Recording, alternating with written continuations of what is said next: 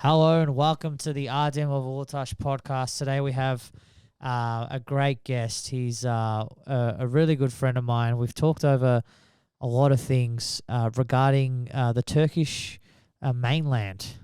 Guys, put your hands together. Put your hands together. What am I doing? It's like a show. What the fuck am I doing? I'm a fucking idiot. Cavey, Tim Mate, Barrett. Thank you very much for Tim having Barrett, me, mate. oh my God. Geez, have a look at the size of these microphones. I tell you what, you don't need to carry a shank if you got one of these in your pocket. Mate, I take these to all my bar fights that I go to. If I'm not bringing one of these, I'm not. You're not playing. Exactly. I've bashed someone over a microphone with a microphone. Yeah, all the time, right. Eh? How old was she? Oh, she was in a third world country, so it was all right. Yeah, no, that's all right. Yeah. That never counts out there, does it? Look, you know? morally, it's okay in that country. Yeah, well, I agree, and that's where bribery and corruption just excels, and you want to get involved in that. So you're a comedian. You're a very funny man. One of the most interesting lives I've ever seen in my life. You are you're like full Australian, yeah? Yes. Like you couldn't get more Australian if you tried. Oh, I don't know, mate. The only thing I don't catch crocodiles or anything like that. You know, I've caught crabs, but never crocodiles. And look, to be fair, I'd love to be able to catch a crocodile, but maybe with a shotgun, you know. Yeah, and tell us about, because obviously we've spoken before. Tell us about how you went to Turkey. How did that eventuate? How did that start? I was living in London, and I got drunk and decided I'd go to Egypt.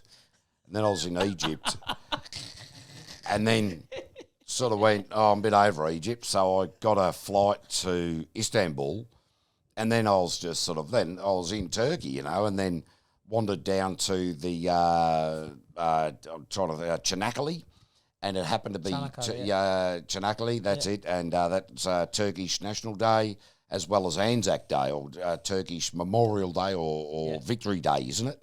No idea. Well, anyway, so if I knew, bro, I would have celebrated. Yeah, it. I have no idea. It's the combination of the Turkish people celebrating the victory over the Anzacs, as well as the commemoration of the Anzacs. So I actually spent Anzac Day on the shores of Gallipoli. Wow. And it certainly wasn't planned that Did way. you get a tan? Mate, I tell you what, not that time of the year. It was a bit bloody cold, I can tell you. And the Turkish people were just lovely, Ataturk, the father of Turkey, he's got this great saying that he's memorialised at Anzac Cove that says, for you, our Johnnies on the Mehmets are still the same, for the people that lost their lives on these shores, we will look after them as they were our own sons. So beautiful little tribute. But yeah, Turkey, just an amazing place. And then I kind of hitchhiked around a little bit around Turkey and ended up becoming a DJ in a bar in Cash. And I know nothing about music. I'm tone deaf. And I know nothing about Turkish music, obviously. And so the people that employed me, a bloke by the name of Haidal, and another guy called himself Elvis, and he really wanted to be Elvis, and he was just a complete and utter knobhead. They said to me, mate, you do what you like. Treat this bar as your own. So, I was there at 1 o'clock in the afternoon to open the bar, and I started drinking, and we wouldn't finish until 3 in the morning. And they ended up giving me the arse because they reckoned in 2 weeks I drank more money's worth than they were going to pay me in a month. Come on, don't tell an Australian that you can have as much bar liquid as you like. Help yourself to the spirits, help yourself to the beer. I don't know what the cost was in the end of them, but I had a good few weeks there. Oh man, that's so. And then what did you go back? No, I did. I then moved on to a place called Ulutas, and Ulutas is a beautiful, beautiful seaside village, and it's got a beautiful lagoon, and you do paragliding from the top of Mount Babadook. That's right, yeah. And so I was selling tandem I think that's how you say it, isn't it? I guess. I just jump out. I just jump out in the street as all the punters. They walk past. Mate, do you want to get high? Go paragliding, and so we just send people tandem paragliding, and they'd come back either shitting themselves or really happy about it. And that's so funny. yeah, so then, then quite a few years later, I left there. I lived there, I suppose, all up about 5 or 6 months in Turkey. Absolutely loved it. The people are great. The weather was good once it warmed up, and it was shit once it got cold. Some of the people are great. Oh, look. Let's be honest. Yeah, let's be honest. You never want to get in the way of a Turkish man and his lira. That's their currency. I tell you try and stiff a Turkish dude for 5 cents and the equivalent in lira, which I think is about 1 million lira. Inflation's pretty high. I think it was at about 490,000% when I was there, and. They actually introduced a 5 million lira note while I was there, because the 1 million liras just weren't doing it, But, yeah, look, I tell you what, you guys do bloody great kebabs. Oh, thanks, mate. Thanks. That's our claim to fame. That's what I want us to be remembered for. It's crazy, yeah. So did you go over there on you were an interpreter? I think you had when I went back, some mates that I was doing some yacht racing with, they said, we're going to go to Turkey and we're going to go and hire a yacht for a couple of weeks. And I said to them, I lived in Turkey, I'll be your interpreter. And so they took it seriously, and I went over there as their interpreter. And so they got a little ice cream boat, and we're anchored in this little bay, and the ice cream, like a Mr. Whippy van, but, And so the dude comes up, and I went, dirt ice cream testiculars, which means 4 ice cream, thank you very much, I think.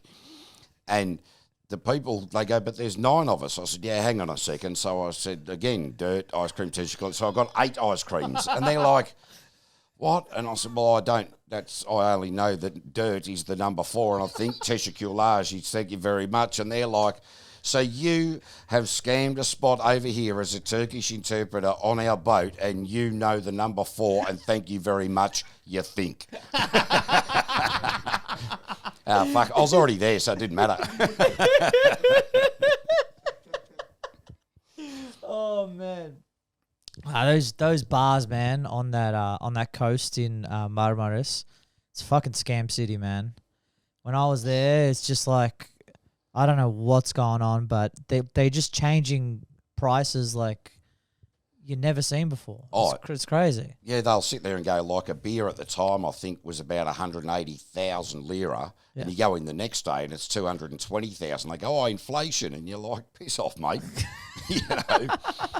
Your keg of beer that's half full hasn't gone up that percentage since this morning. Of course. No, they're the worst people, man. But the thing was, when I was living in Ulutas, I really got to know, the town, the people really well. Yeah. And, so if you're buying a packet of smokes, you just hand over the money. You don't ask how much it is. Of course, yeah. So I had a bar tab at the milk bar and at the bottle shop. And I actually... bar tab at the milk bar. Yeah. And I used to even have I used to buy my beer from the gendarme at the end of the strip, right? Because I was working there illegally, and I worked out that the chief of the cops down there, he liked this can of beer that had blue and yellow stripes, which represented one of the Turkish football teams. Yeah. So I'd go and buy that brand of beer from them, which I got really cheap because it was from them. Yeah. And about once every 2 weeks, they'd walk down the Esplanade and they'd kick somebody out, a foreigner out for working illegally. Every time he'd walk past me, he'd just give me a little bit of a wink and just keep walking, and I never got thrown out of the joint. Oh, man, that's the best. It was awesome. That's corruption to its finest. I loved it. It's like, I don't know, you like flow through these places and like experience all these cultures, but you are the most outstanding looking person. You know what I mean? As in like when I look at you, I'm like, how the fuck do you fit in? But somehow you find a way to fit in. Yeah, to be honest, mate, I wish I knew how that happened, because then I could work out how to fit in quicker and get out of there earlier. And you do, I know, you do some commentary. I've done a little bit, and I hate commentary. I think it's the worst thing in the world. But you have such a great time doing it, man.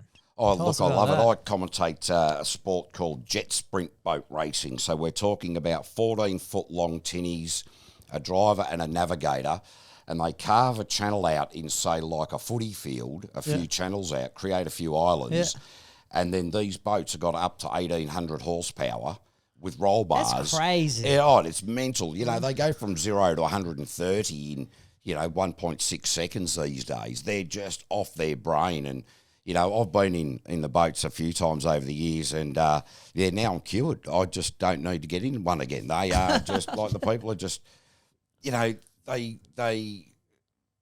don't understand how the drivers and navigators work their way around at that speed, and yet I've been involved in this sport now for, 17, 18 years or something, and every event, it still just mesmerises me. Because it's not that big of like a what is it, a lake or something? It's not No, big. it's like inside a footy oval or a soccer pitch, and they've just dug some channels out.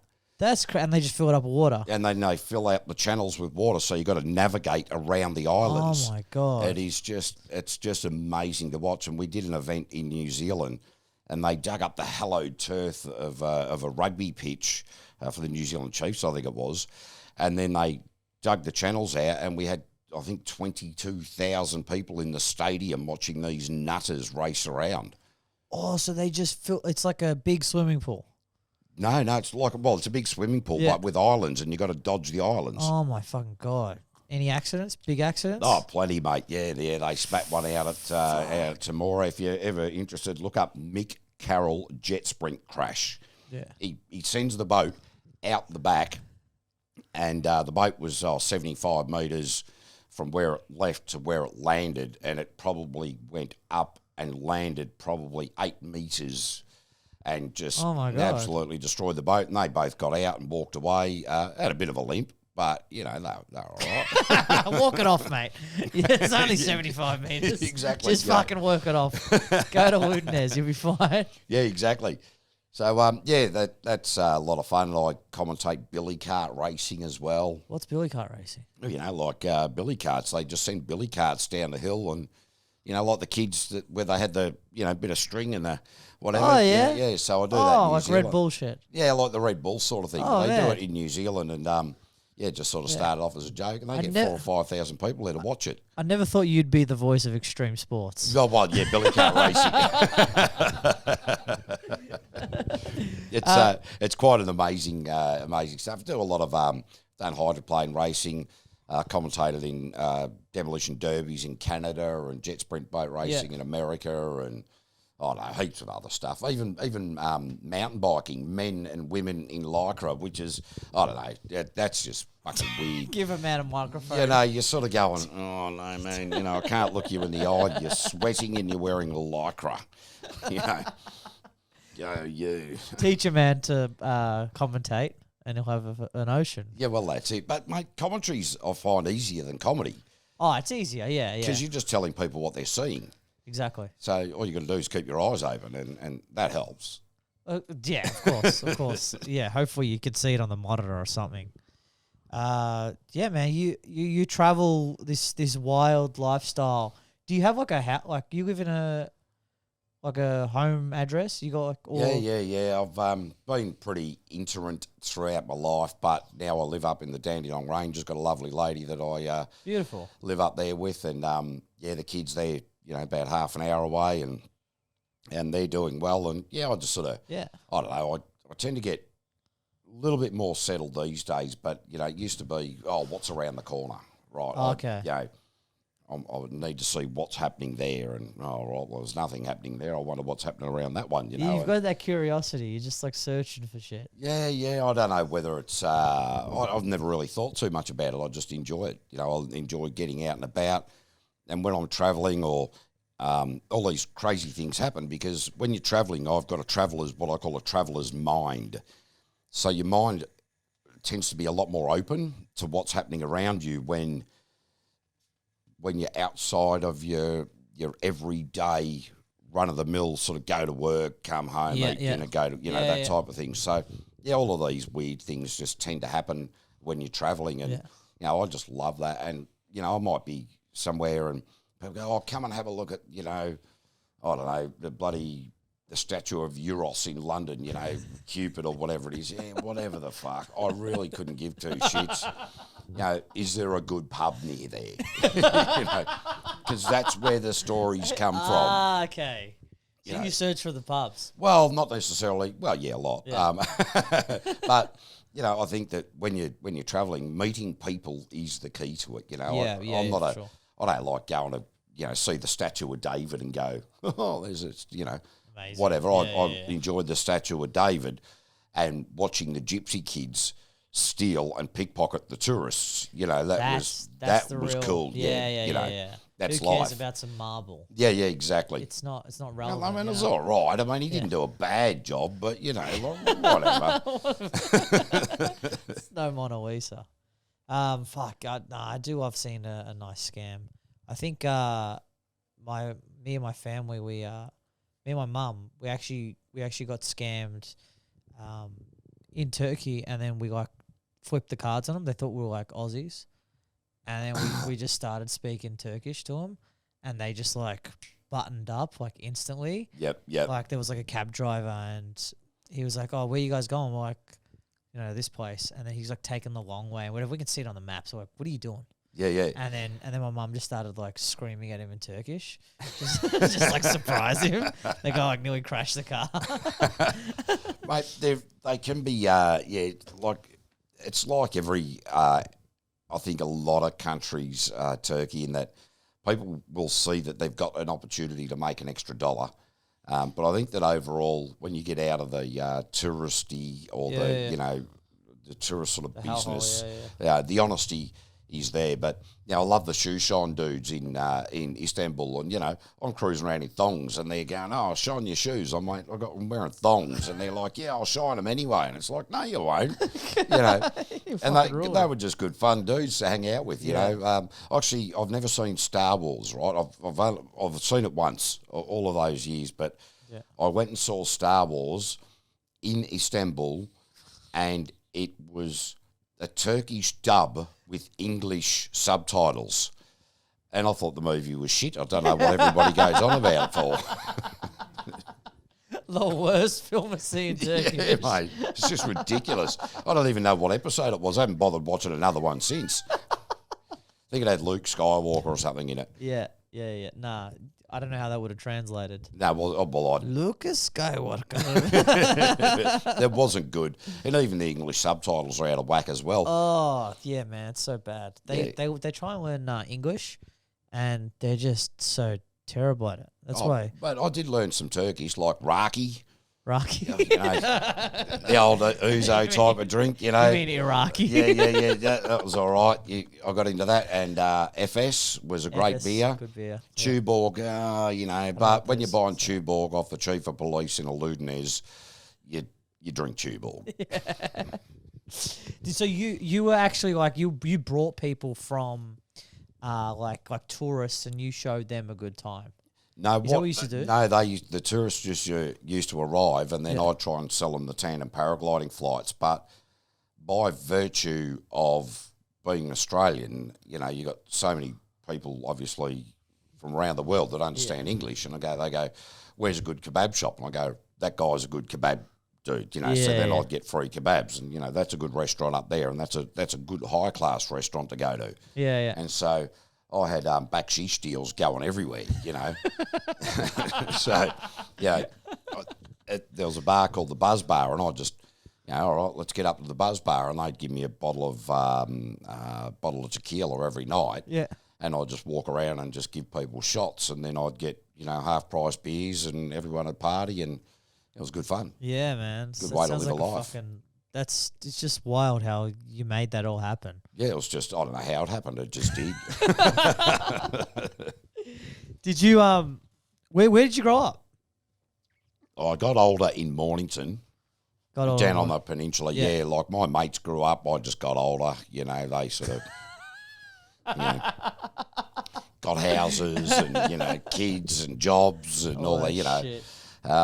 It was good on them. So grew up in the Mornington Peninsula, and then I think I was about 20 or something like that, and then You were a wild one, hey? When you were younger. I think Just fucking gone. I think so. Yeah. I to a degree. the parties? I don't. Oh yeah, the parties over the years have been. I sort of slowed down when I turned about 47. I think. I don't see you as a dancer. Oh, when the duff's going. And these days it's more hobble, but you need a crane for the dance floor. It's it's a these wild venture. Got no more cartilage in your knees or days. something. No, too many years of roof tiling, mate. And if you're thinking about a career change, never become a roof tiler. First day on the job, I thought, yep, no worries. I might be able to get over my fear of heights, but this is a shit job.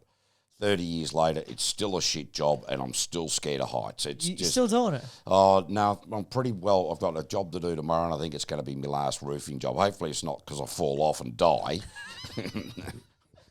It's just, right, I've had enough of it. Everything hurts too much, and, Yeah, so you grew up in the country, and then... No, it's just a fucking wild life, man. Because I would never live my life like you. I'm just too conservative, I think. Yeah, I'm just too sheltered or in a shell or.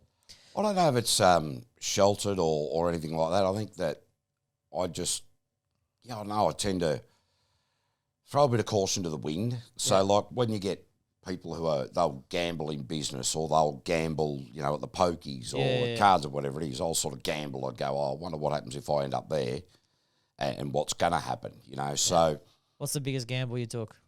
Flying to Africa with a one-way ticket. All right. Where'd you go?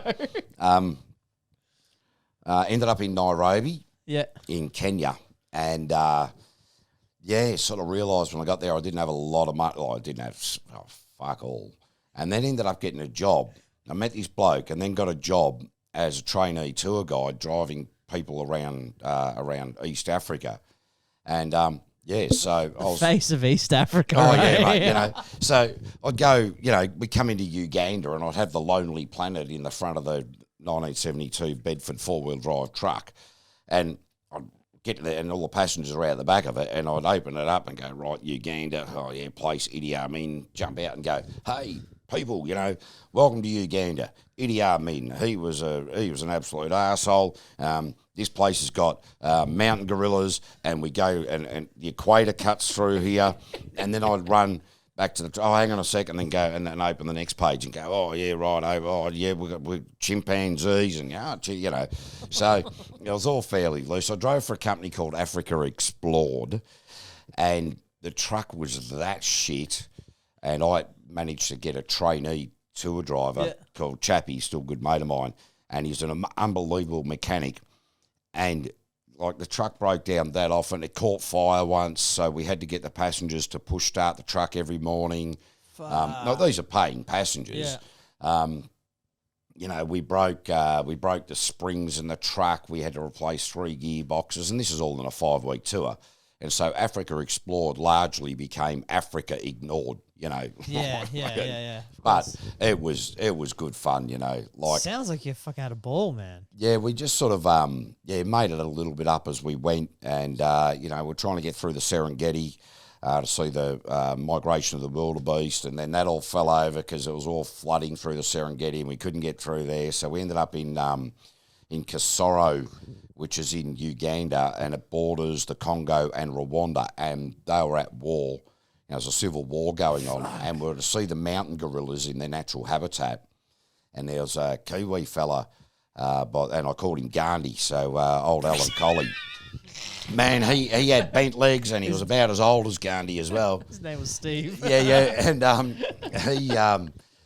he was just, like we're hearing sporadic gunfire in the jungle while we're at the campground, while half the group went to see the mountain gorillas, and he's an old, Korean war veteran going, I don't know what they're worried about, mate, Like they're in the dense jungle, you got to be standing on top of someone to shoot them in the head. There's too many leaves and shit for the bullets to go. They'll be fine, And people coming back from seeing the mountain gorillas in their natural habitat going, wow, that was awesome. But fuck, we're worried about the gorillas, and, you got 2 guards front and back of the small group with AK-47s to shoot the gorillas, not the gorillas, Oh, my God. Yeah, so that was pretty cool. 2 battles. Yeah, so that was pretty cool.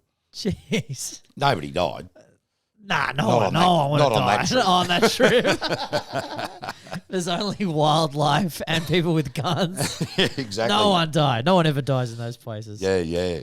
That's so crazy, man. Yeah, so that was, I don't know how many months I was out there for, but that was a lot of fun. And so, like, do you learn the languages when you're there? Yeah, I learned a little bit of Swahili, and funnily enough, Swahili is like a Maasai. So Maasai warriors, Swahili, there's, a big group of people called the Maasai in sort of... Like a tribe. In Kenya and Tanzania. Yeah. And so Swahili is one of the easiest languages to learn.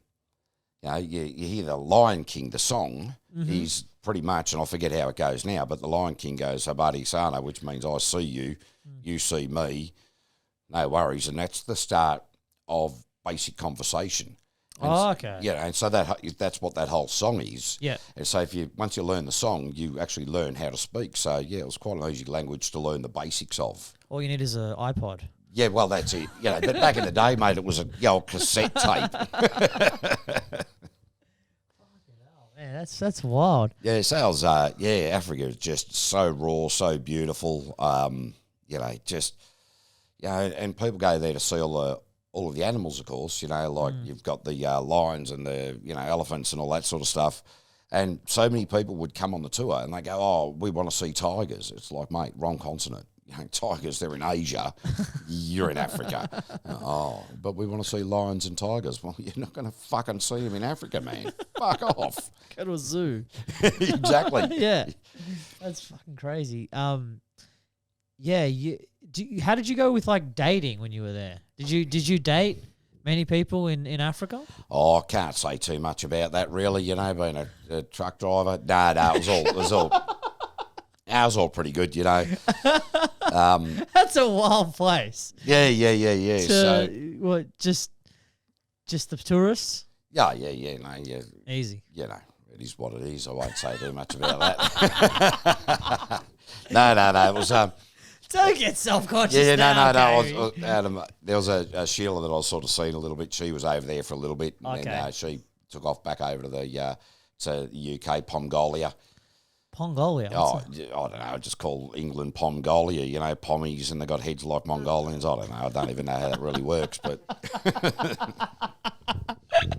Oh, that's so funny.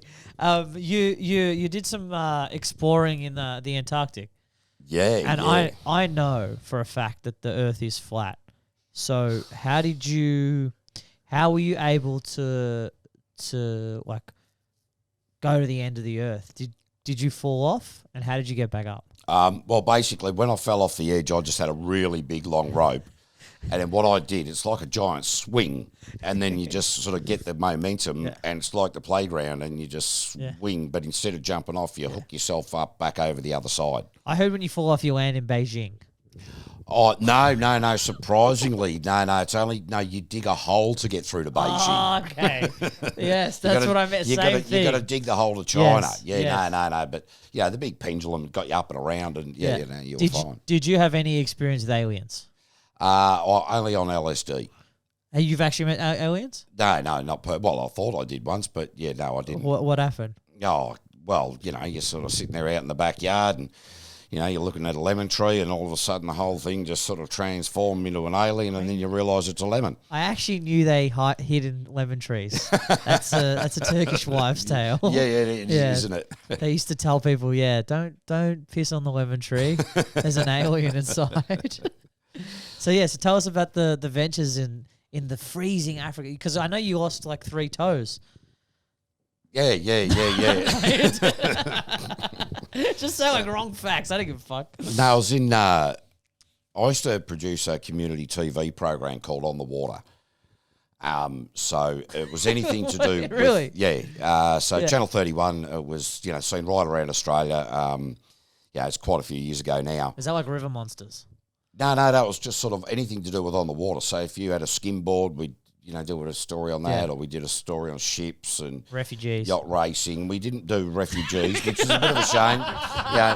Children overboard, that could have been all right. Bondi Rescue. Yeah, Bondi Rescue. We were the real Bondi Rescue.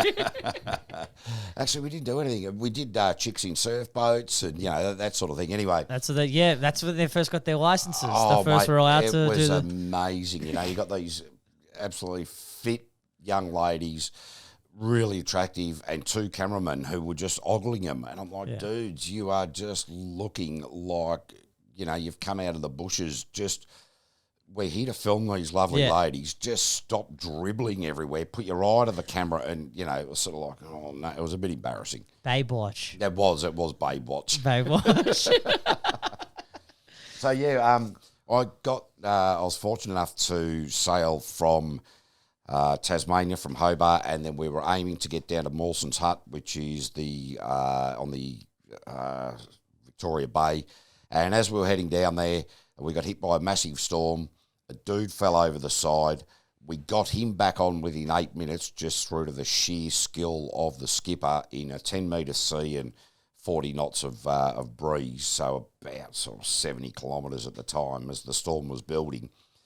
And he was in the water for probably, I reckon, about 8 minutes in 1.2 degrees of water temperature. And we got him on board and he was just gibberish, like, I love the cat, I hate the wife, that it was quite bizarre. Sounds like my grandpa speaking Turkish. English. I was going to go. Hang on a second. Yeah. So we were stripping him naked to get all his wet weather gear and everything off. Yeah, and to jerk him off. And he was just one ugly dude, man. Like we were sort of like not making eye contact with one another because we were mentally drawing straws of who wasn't going to cuddle him to keep him alive. Oh, like he was that ugly, and he was nearly dead. But, anyway, we wrapped him in a doona and set him in a cabin and he survived and nobody had to cuddle him. So everybody had a win. God, yeah. So, and that sounds really mean, and then we get hit it doesn't. by It sounds like then we got hit by a really, the follow-on to that storm and 22-metre seas and I think the breeze topped out at about 185 kilometres an hour, according to NOAA, which is a North American, satellite weather system sort of thing. Then after that, the storm eased. We were still we're about 100 nautical miles away from Antarctica. We were a massive bang, thinking the mast was come off the yacht. Turns out that the drive shaft had come out and we were sinking. And so everybody's like pumping for their lives, going, oh man, we're going to die. And there's a dude in the back, in the back of the yacht, and I'm pumping down here, and he starts throwing buckets of water out the hatch, but the bucket kept hitting the hatch, and he kept throwing water up, and it kept landing back on himself, but because the water wasn't going out the hatch. And it's like, dude, slow down. And he was like, faster, faster, faster, faster. And they say, you've never seen a scared man till you've seen a scared man with a bucket on a sinking ship. Yeah. It is kind of really, really funny, but it's kind of really, really fucked. Yeah, it sounds fucked, dude. So then we had no motor. And so we turned around and we sailed all the way back to Hobart. So we're out at sea for 25 days or something like that. You got 100 miles off the coast and then you sailed all the way back. Yeah, because you can't go through pack ice without being able to reverse out. Okay. So sailed all the way back to Hobart and didn't even see a block. Didn't even see an ice cube. Oh, I did see an ice cube. It was in me rum and coke when I got back to the Customs House Hotel in Hobart. But we went. That's one of the worst stories I've ever heard. You poor cunt. I know. You didn't get to see any aliens. No, I didn't. And but then the next year I flew over to the bottom of South America on the same boat, different crew. We sailed down to the East Antarctic Peninsula and spent a month on the ice down there and filmed penguins and all sorts of cool stuff. Seals and whales and it was really cool and it was sort of weird because at the start of the journey down there, as we're sailing across Drake's Passage, people would go, oh, whales, and everyone would be up, 7 crew going, all taking photos of the whales, and by the end of a month, it'd be like, whales, oh, whatever. Yeah. It's like someone's yelled out, cat, yeah. whatever. England. Yeah, England, whatever. But Yeah, and that was really good. And I've got to say that we spent a very healthy afternoon, I'd like to say, down at the Vernadsky base station, which is the Ukrainian base station down there. And, man, do they make a good vodka. Yeah, fucking oath. Yeah, if I know one thing about Ukraine, it's nothing. I don't know anything about Ukraine. I was going to go right. I know one thing about. I don't know. Yeah, they're in a war at the moment. Know fucking anything about Ukraine. I'm sorry. Fucking hell. So, you, I know you were in Pirates of the Caribbean, Dead Man's Chest. I just don't know how you and Johnny Depp just got together. How did that happen? Oh, it's just really easy, you know. I was trying to keep all the women away, or Johnny was actually helping keep the women away from me. Okay. And because of how that kind of worked, and he did such a good job, because I was sick of them pouring at me and trying to rip my clothes off. Yeah. Yeah, we then got to know one another, and you know. Yeah, one of them took I actually heard about this story. One of them actually took a shit in his bed to keep him away from you. Yeah, and it worked well. It's good. I'm throwing some curveballs at you, and you're reacting well. That's good. Speak a little Spanish? A A little Espanol? Yeah, per favor. Per favor. Yeah. That's some pretty good Espanol. And birra. Birra. You've learned the universal word for birra. Mate, I'm actually multilingual. I can speak Swahili. Yep. Jambo, habari sana. I can also speak German. Ja. I can speak French. Croissant. So... Yeah. Multilingual, mate. Multilingual. Fucking oath, man. Oh, and English, you know, sound saw, geezer, you know what I mean. Yeah, you know, that's pretty good. That's pretty good. So I like that. That's about as much as I can do. Did you used to play sport when you were younger? I used to play a bit Aussie rules, indoor cricket. I was actually, believe it or not, considering the body shape these days, I was actually into a lot of sport. And then, I don't know what happened after that. It just sort of all fell apart, I think. You seem like the type to get in one of a scuffle at a sports. Yeah, no, look, to be fair, mate, I sort of pretty lucky in that I've got a deep voice, and I think that sort of helps things in that.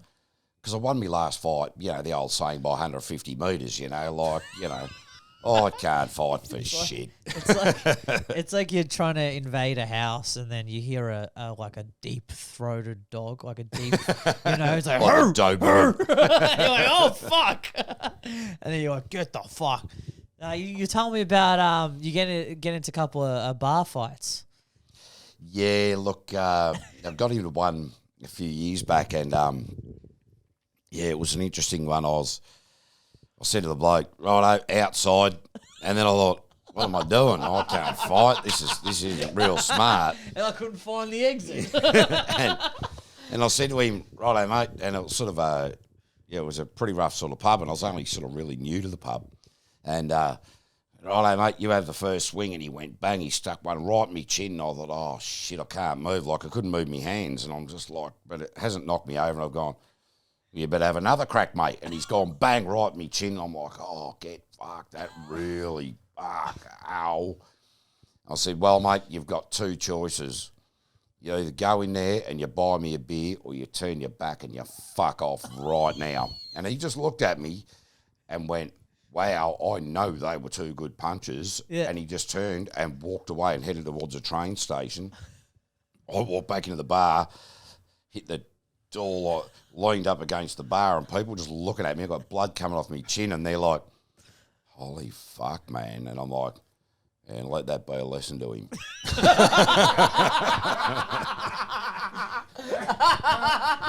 So, but the thing was, no, everyone thought I was a bit crazy after that.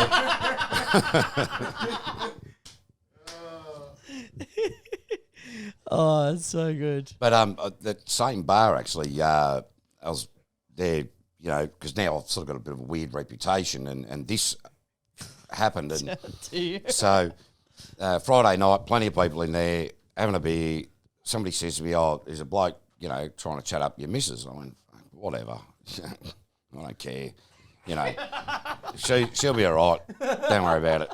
Anyway, about half an hour later or something, one of the blokes says, hey, listen, mate, I think your missus started to look a bit uncomfortable. And I turn around and there's this bloke. He's about 6'4". He's got a big Merv Hughes moustache and bald head. And I just looked at him and went, mate, get out of my pub. Leave right now. And he's just put his beer down, turned and walked away. And his two mates were in the pub. And they start having a bit of a crack. And I said, listen, you need to know the story. And this brings us back to Turkey. So this dude, Merv, when I was living in Ulutas, there was a friend of mine, she was Angela, she was camped out down near the lagoon, right down the other end. And this Merv bloke walked down there one night and he was sexually harassing her. Yeah. So anyway, a few of the locals found out about it, so he copped a bit of a hiding and was unceremoniously turfed out of town. Yeah. 4 months later, I was back in London and I was at a pub in Shepherd's Bush, Australian-themed pub, whatever it was. Anyway, the Dunnies were busy downstairs. I walk upstairs and there's this same bloke leaning over this woman, got her up against the wall, and I'm like, mate, you. And he's just looked at me and I said, you know what happened to you in Turkey. You know why it happened in Turkey. Fuck off. Yeah. And then, no shit, 18 months later, he's in a pub in Melbourne called the McKinnon Hotel, and he's recognised me again. Fuck! And gone, put his beer down and walked off. And I tell you what, when you can tell a 6'4" dude that's built like a brick shithouse and looks like Merv Hughes, get the fuck out of my pub, it enhanced that reputation. Yeah. Which was good because I still won my last fight by under 50 metres. He's a pub hunter. Dude, so, it was following this poor guy around. Yeah, it was just it was a really, really weird circumstance. 3 different places. Yeah. I remember I saw my one of my mates at the Louvre. We just saw each other. We didn't plan it, nothing. I didn't even know where it was going to be. We both rocked up at the... I just saw him as I was leaving. I was like, oh, fuck, that's my mate. This is crazy. Because the Louvre's like, fucking 8 hours just to search one level. And, we did 2 levels together. But it was crazy because his girlfriend, hated that she hated me. She hated that I saw them. Yeah, now we had to hang out. So what happened was... She's in romantic Paris with her love of her life and you. I ruined Paris for that couple. Fuck yes. Don't travel. But yeah, it was fucking crazy because I don't know, it just happens sometimes. You when you're traveling, you just see someone that you from another place, and then you're like, fuck, how the fuck did this happen? Mate, it's weird that you mentioned that. So again, just sort of something that weird has happened to me, and I could go on with these, buddy, for many years. We want them. When I was living in a place called Strode Road in Willesden Green in London, and we're in a shared house, and somebody had to bugger off, and so we had a new couple coming in, and so this bloke walks in, introduces himself, Mike, here, g'day, Mike, how you going? No worries, sit down, make yourself comfortable, having a few beers, and he goes, I know you from somewhere. I said, nah, you don't know me from anywhere. I've never met you before. Anyway, his wife comes in, a couple of hours later, and she comes in the lounge room, and he's drunk, and she's like, you, and looks at me and goes, you. And I'm like, wow, we haven't even been introduced. And anyway, she takes off upstairs, comes downstairs, and throws a photo, obviously before digital photos, throws a photo on the coffee table in the lounge room there. And there is Mike and Wendy, not two particularly good-looking people, on a beach in Turkey, looking into one another's eyes as the sun is setting, with me in the background like that. I was like, well, that's a good photo. Oh, man. She lived in that house Mike and Wendy, I reckon they lived in that house for about 3 months, and I reckon that was the only time she ever spoke to me.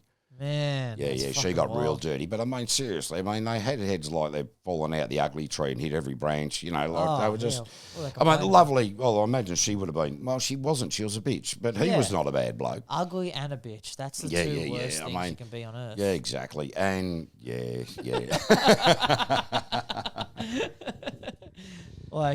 Yeah, man. I remember I went to, because I was like trying to be a soccer player in Europe. I went to Belgium. I don't know why I went there. It was like the grungiest place. I went to Brussels, and there was just like, I don't know. I just didn't expect that from a first world country. I was like, what is going on here? And I was at the hostel. There was this dude at the front just trying to fight us, and we were like, what is this place? I don't know. Like sometimes it's like you can go to like a beautiful place and meet like the worst people. So I go inside and then I just say hi to like a couple of people. It's a hostel, so whatever. And Yep. I say hi, and then I add some people on Facebook. I don't really give a fuck about who these people are. 3 months later, I'm at the end of my trip. I'm in Madrid, and this guy comes up to me and he's like, Adam? And I was like, Dave. and I was like, and he's like, Emmanuel. And I was like, no, I don't know who the fuck you are. And he's just hugging me. And I was like, what? He's like, how did you go? I was like, sorry, man, who are you? And then he pulls out like a photo of me and him together in Brussels. He's like, man, we had the best time. I'm like, Yes, I don't know. we did. I was Yes, like- yes. I don't know who the fuck you are, but get the fuck away from me. I was like, no, you fucking idiot. I'm not, this is odd.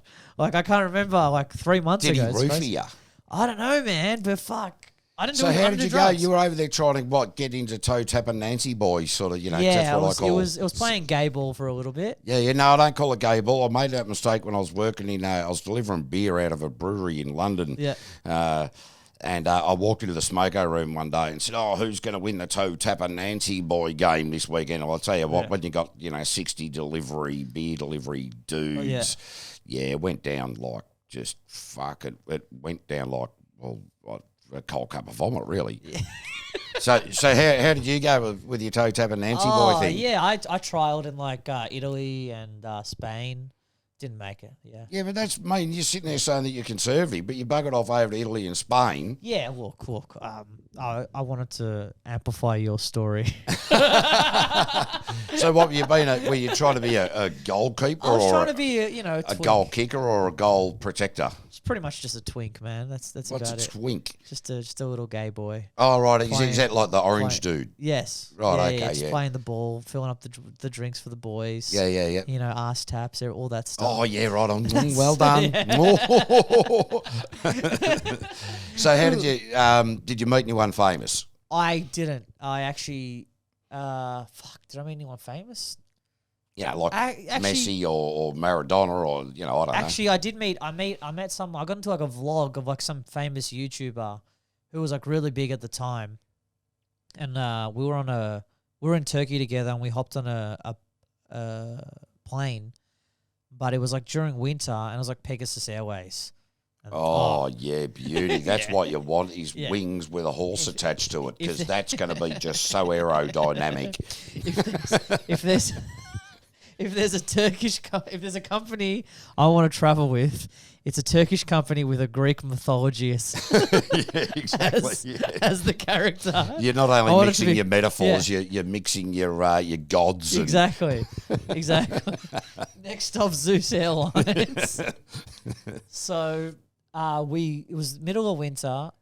I had hopped on this plane, and they made us wait 8 hours to catch a plane. 1 hour flight.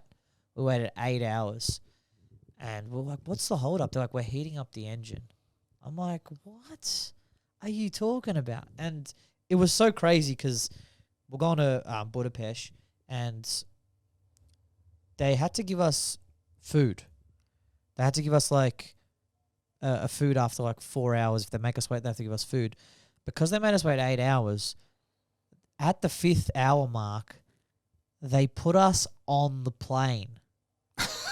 to feed you there. No, so they didn't feed us. Oh, good. Yeah, so they didn't feed us, but they wouldn't give us water. I was like, can I have some water? They go, you have to buy it. I go, well, I don't have any money. Like, why do you have to buy water? Exactly. And they gave us like a voucher for McDonald's. And I was like, I don't eat McDonald's. And you can't buy McDonald's on the aeroplane. Yeah. I was like, what the fuck is going on? And they're like, yeah, and they're just doing this like really. So you bad actually English. out of playing soccer over there, you actually won a Big Mac award. Oh yeah. I got a 50% off a La Paqueta. That's what I got. Well, so they just starved you out of the aeroplane. Man, it was so bad. And me and this guy, his name is Ross Everett. God bless his soul. He's not dead. He's just Jewish.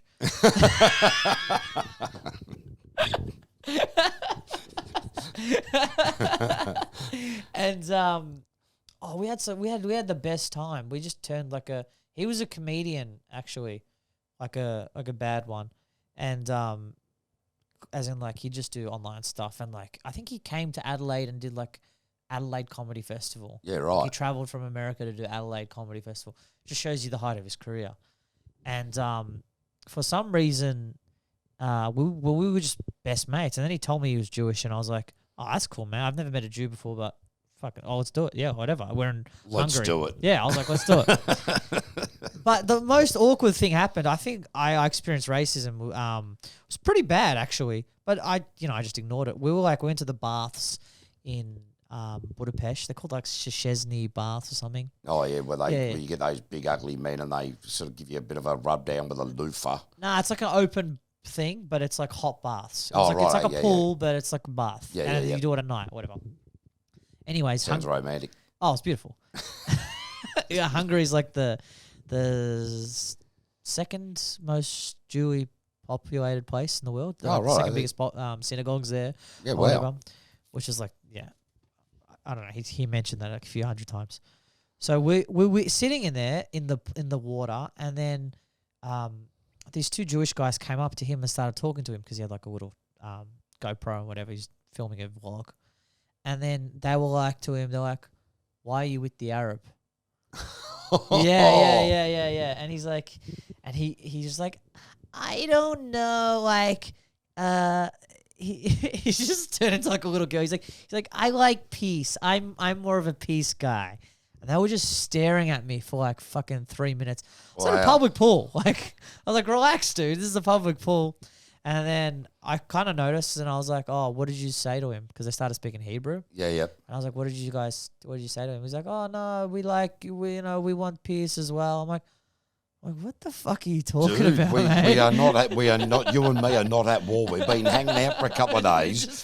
One of your fellow countrymen calls me an Arab, and all of a sudden, what, you're going to go start eating ham? I was just like at a pool. I was like, what? Why are you bringing politics to the pool, dude? Yeah, exactly. It's fucking crazy. Oh, that's off its brain, man. Racism is just shit, hey? Oh, man. I love dishing it out, but receiving it, Yeah. Well, that's it. The Arabs, so what are we going to call you? The Ahab, the Arab, the Sheik of the Burning Sands? There was that song ages ago, and I quite liked it. I didn't think it was actually anything to do with racism. I just thought it sounded really cool. I like that. Yeah. I like the words of it. But I don't know. I didn't play that when I was in Turkey being a DJ or anything. Yeah. I was like, I was like to the guy, where are we? At the River of Babylon? Hey, mate, I'm going to have to be rude because... Be rude. Yeah, no, like, you gotta go. There's a Dirty Secrets, comedy, awesome. 108 Smith Street, Collingwood, isn't it? 108? 80. It's 80 Smith Street, Collingwood. Because I've been here 3 times in the last 3 weeks, and I've copped a $92 parking fine each time. Did you pop one? Yeah. Why did you cop one? I told you to fucking move your car. Yeah, I know. But what happened is it was raining, and I parked, and then I thought, that dude, he's parked. I'll move back one. And then I moved back one, and then I was in a taxi rank. Yeah. And so now... So you want to crowdfund it? And so, yes. And, go to crowdfunding, Cavey, shit parking, meter thing. So when you're at Dirty Secrets, 80 Smith Street, Collingwood, it's a great place, great venue, run by this bloke and Alessio, of course, and just make sure you fucking read the signs, because there's there's 10 different signs, but it says taxi zone, no standing, loading zone, 2 hours, 6 hours, 8 hours, 5, and then I could just get confused. Yeah, no, I got a fine, and we're contesting. Yeah. No, I'm going to contest at least 2 of them. Get Brett Blake. He's your guy. Oh, is that right? Brett Blake's your guy. Oh, all right. Well, beauty. That's what we'll work on. That evil eye. Yeah. Brett Blake's your guy. Good night, children. Fucking hell. Yeah, we'll go for another 5 minutes. Yeah, mate. Yeah, absolutely. But it's crazy, man. Fucking hell. So many wild stories. I guess that's this platform, right? We're just telling stories, chatting shit. Yeah, man, and it's good fun too. You know, you get to, by doing these sorts of things, you delve into stories and you find a little bit more out of people than you realise. And you know, when I was doing my my solo show, I was trying to tell some of these stories, and I think people were looking at me like I was a three-dick Martian. You know, they're sort of going, yeah, whatever. But the people who knew me kind of went, right, okay. Yeah. And so that just sort of part and parcel of really what happens in certain circumstances. But, yeah, there's been heaps of crazy shit that's sort of happened. Like I was in New Zealand one time and a bloke said to me, hey, man, you know, I remember you. I go, oh, yeah, whatever. And he goes, mate, you and I got on the piss in Nairobi at the Hard Rock Cafe in 1998 together. I'm like, oh, g'day, Gaz, I remember you. You remembered him? Yeah. My God. So, yeah, just all sorts of weird stuff. And I think that, you know, and even in the comedy scene, you know, as you move to different comedy venues around Melbourne, you can now be walking up the street and someone will go, oh, g'day, mate, how are you? And you go, oh. Yeah. I fucking don't know you. Yeah. Oh, man, I got recognised one time. It was I was at a Coles, and it was my auntie. I was like, bitch. Yeah, mate, most of my family, I can see him coming and they just go, we don't know him. Family's an odd thing, man. I don't know if you want to tell that story you were telling me earlier. We'll definitely leave that one alone because that was a little bit weird. It's so funny though.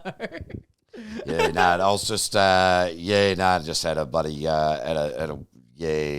she was a strange Sheila, that one, you know. Do you have like, you still talk to like your cousins and all that? Yeah, mate, I've got. Still family, man? Yeah, I've got, my parents got divorced and remarried really early, so, you know, then. Remarried again? No, different people, but. Okay. So at such a young age, so I sort of inherited a whole lot of aunties and uncles. So at one point before they all started dropping off the perch, I had like 50 aunties and uncles. And, you know, and then all the cousins with them. And I couldn't remember them. Like, I can't even remember my own side of the family. Fucking earth. You know, well, I got a sister. Yeah.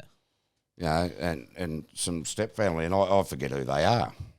Oh, look who it is. Oh, look out. Oh, shit. Bloody hell. Oh, my God. Alfie's just decided to join us. Alfie, come here.